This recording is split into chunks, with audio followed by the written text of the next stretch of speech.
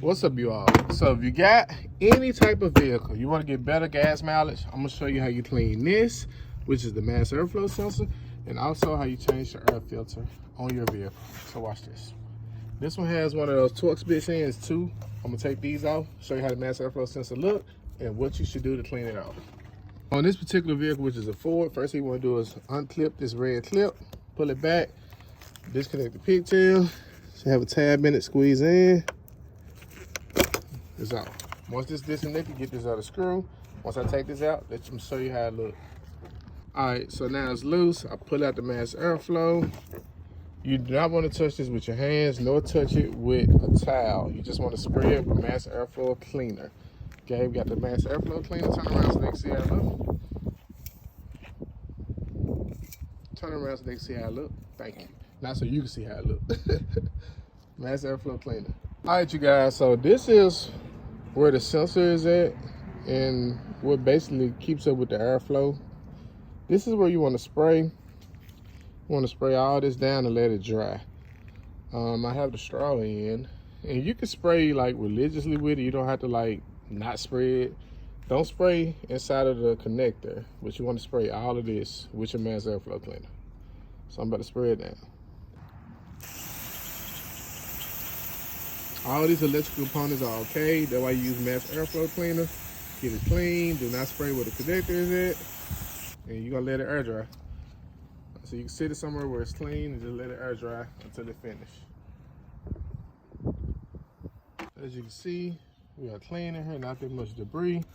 I am gonna get a vacuum and vacuum this out, but this is your air filter for this vehicle. Okay, never mind, I got it. So I'm gonna show y'all how a new one look compared to this old one. This is how your engine breathes. As you can see, this air box runs to the engine. This measures the airflow. That's why we cleaned the sensor. You want to keep these things clean. Look at the old one right here compared to the new. Look at all that dirt in there. It can't breathe. Look at all that dirt.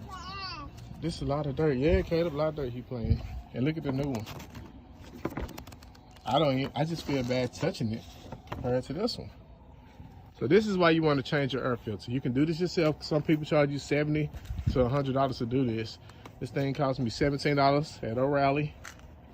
You can change it yourself. Now I'm about to put it back together, and I should get way better gas mileage, and the engine should breathe a lot better. We're about to hit a road trip.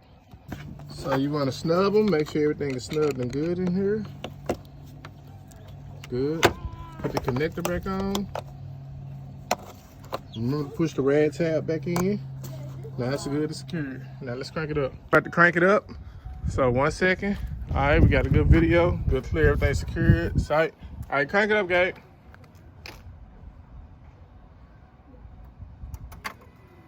One more. One more.